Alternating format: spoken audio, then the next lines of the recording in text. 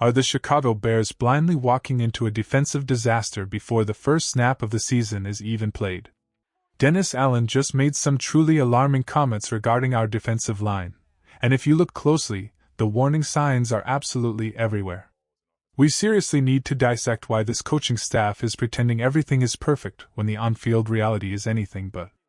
If you love this team and want to navigate this chaotic season together, please smash that like button, share this video, and hit subscribe right now.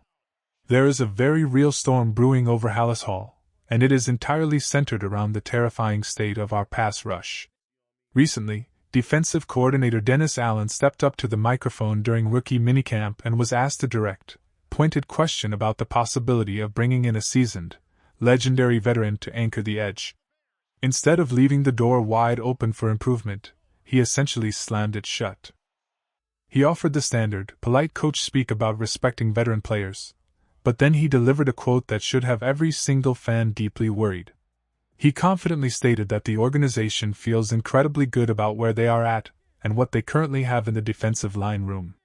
He threw in a quick, dismissive disclaimer that you never know what might happen in the future, but his core message was undeniably clear: they are standing their ground with the current roster. Are we genuinely supposed to just sit back, cross our fingers, and hope for some sort of miraculous, organic transformation instead of demanding the aggressive roster moves this defense so clearly needs? It is beyond frustrating to watch this scenario play out yet again.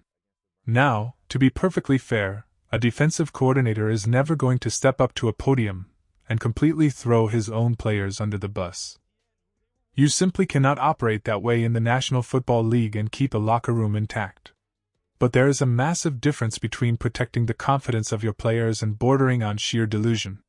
Right now, it feels like there is a dangerous amount of false hope being peddled by the coaching staff behind the scenes. Let us strip away the public relations spin and look at the brutal reality of this roster. We do not possess an elite defensive line, and pretending otherwise is just foolish. When the undisputed best player in your trenches is Montez Sweat, you certainly have a fantastic foundational piece, but you do not have an overwhelming, game-wrecking unit. Montez Sweat is a phenomenal talent who fought tooth and nail to rack up 10 sacks last season. That is an incredibly respectable number, especially when you factor in that he is constantly absorbing double teams because opposing offenses are simply not terrified of anybody else lining up next to him. However, we have to stop acting like he is a superhero who can dismantle an entire offensive line completely by himself. When you look past Sweat, where is this overflowing, supreme confidence actually coming from? Jervin Dexter managed to put up 6 sacks, but his impact remains wildly inconsistent on a game-to-game basis.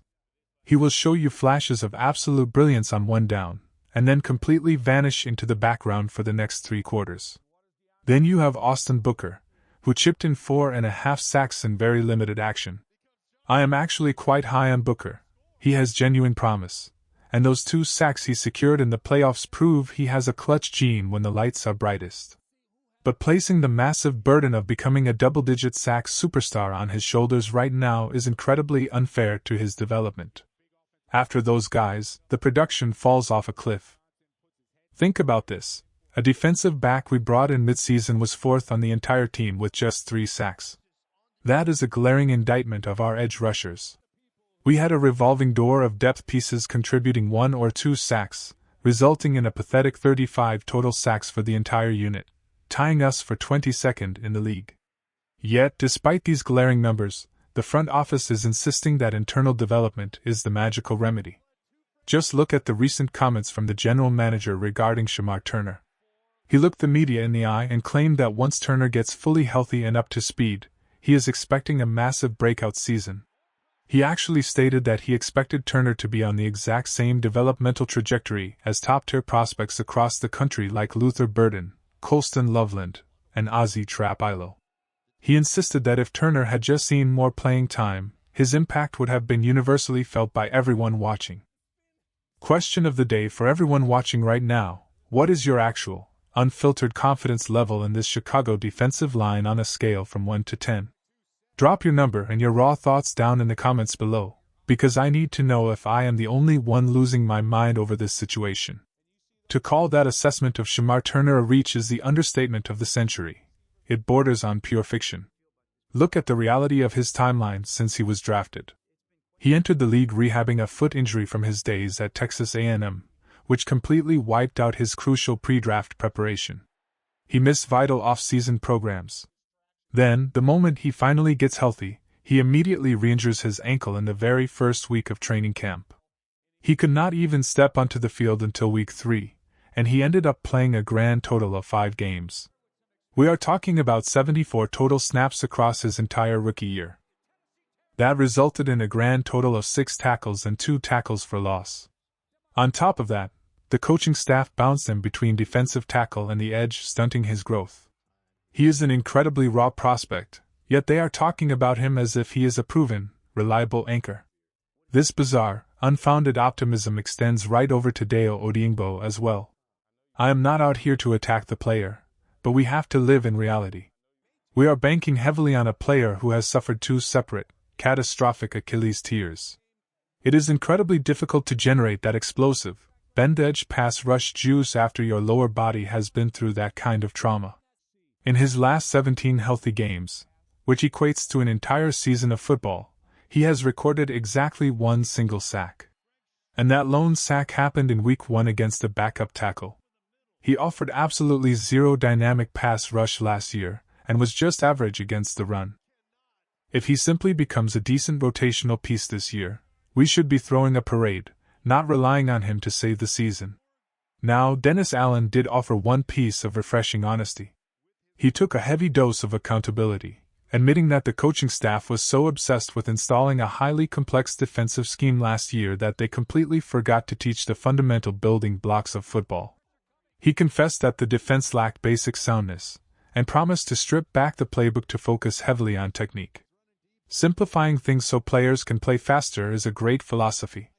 But proper hand placement and leverage can only elevate average players so far when the raw, elite talent just isn't there. This brings us to the most agonizing aspect of this entire offseason, the stubborn refusal to aggressively address the edge rusher position via free agency. I am entirely in agreement with not forcing a disastrous, panic-driven trade. You do not mortgage your team's future or hand out a $30 million contract if the math doesn't align. But entirely ignoring the veteran free agent market is just negligent. There are established, battle-tested edge rushers sitting at home right now who easily produced 5 to 8 sacks last season. These are big, strong, physical pass rushers who perfectly match the exact schematic profile of what Dennis Allen wants to execute on defense. Why are we turning a blind eye to these guys? Signing just one of these proven veterans immediately raises the floor of this entire defensive line. If a veteran comes in and gets you 6 sacks, they instantly become the second most productive rusher on your entire squad behind Sweat. And because the market has cooled, they can be signed for a modest cap hit of around $6 or $7 million, which will not ruin our financial flexibility. Instead, the front office seems perfectly content to just wait out organized team activities and see what they have in training camp.